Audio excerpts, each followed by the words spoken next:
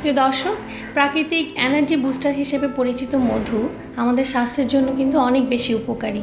স্বাস্থ্য সচেতনতার ক্ষেত্রে আমরা সকলেই কিন্তু এখন সাদা চিনি বা চিনিকে অ্যাভয়েড করতে বলি। সুতরাং এই চিনির বিকল্প হিসেবে মধুর কিন্তু কোনো জুড়ি নেই। এটাকে বলা হয় প্রাকৃতিক এনার্জি বুস্টার এই জন্য কারণ মধু খাওয়ার সাথে সাথে ইনস্ট্যান্ট এনার্জি পাওয়া যায়।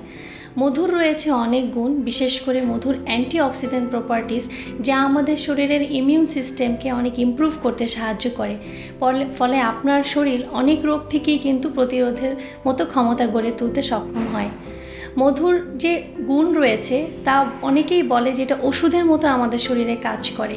বিশেষ করে ছোট বাচ্চারা যারা স্কুল গোয়িং, তাদের সকালে যদি দুধের সাথে একটু মধু দিয়ে দেওয়া যায় বা তাদের খাবারে মধু অ্যাড করা যায়, তাহলে বাচ্চারা কিন্তু অনেকক্ষণ এনার্জেটিক থাকে এবং তাদের পড়াশোনার যে মনোযোগ সেটা কিন্তু অনেক বৃদ্ধি পায়। শুধু তাই নয়, যারা ওজন কমাতে চান তারা যদি প্রতিদিন সকালে 1 গ্লাস কুসুম গরম পানির সাথে 1 চামচ মধু ও লেবু মিক্স করে খান, তাহলে সহসাই কিন্তু আপনার মেটাবলিজম বা বিপাককে বাড়িয়ে ওজন কমাতে সক্ষম হবে। চিনির বিকল্প হিসেবে এই মধুর জুড়ি এই জন্যই নেই যে মধুর গ্লাইসেমিক ইন্ডেক্স অনেক চিনির থেকে অনেক কম, যা শরীরে চিনির তুলনায় একটু ধীরে সুগার লেভেলকে বাড়ায়। সুতরাং যারা চান যাদের ডায়াবেটিস প্রতিরোধ করতে হবে, তাদের জন্য কিন্তু এখন থেকে চিনির পরিবর্তে মধু খাওয়া অবশ্যই উচিত।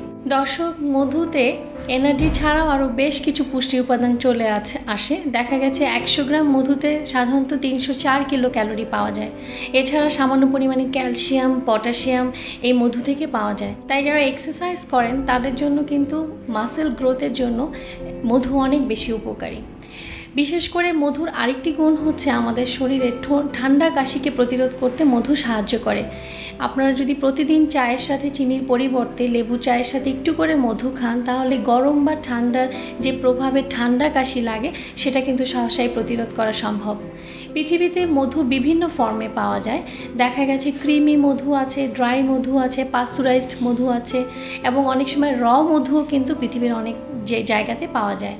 পাস্তুরাইজড মধু আমাদের দেশে অনেক দিন সংরক্ষণ করা সম্ভব এবং তাতে জীবাণু সাধারণত মুক্ত থাকে। তবে অবশ্যই ছোট বাচ্চারা অনেকেই দেখা যায় জন্মের পর তাদেরকে মধু খেতে দেওয়া হয়, এটা কোনোভাবেই করা যাবে না।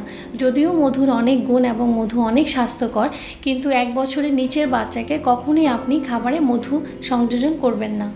এছাড়া ডায়াবেটিক পেশেন্ট ছাড়া মোটামুটি সব মানুষরাই যারা শারীরিকভাবে সুস্থ বা যাদের যে কোনো হেলথের প্রবলেম আছে, তারা কিন্তু সারাদিনে 1 থেকে 2 চা চামচ মধু খেতে পারবেন। শুধু ডায়াবেটিক রোগীদেরকে এই জন্য মানা করা হয় যেহেতু তাদের ব্লাডে ইনসুলিনের অ্যাক্টিভিটিস কম এবং তারা হয়তো মধু খাওয়ার পর সেই সুগারটাকে কন্ট্রোল করতে পারবে না। এছাড়া ক্যান্সারের পেশেন্টদেরকে অনেক সময় দেখা যায় যে বিভিন্ন ফ্রুট জুসের সাথে যখন তাদের অনেক এনার্জির দরকার হয় তখন মধুকে ব্যবহার করা হয়। এছাড়া যেসব পেশেন্টদের অনেক বেশি ক্যালোরির দরকার, যেমন প্রেগনেন্ট মায়েদের অনেক বেশি ক্যালোরির দরকার, বাচ্চাদের অনেক ইনস্ট্যান্ট এনার্জির দরকার, তাদের জন্য কিন্তু মধুর কোনো জুড়ি নেই।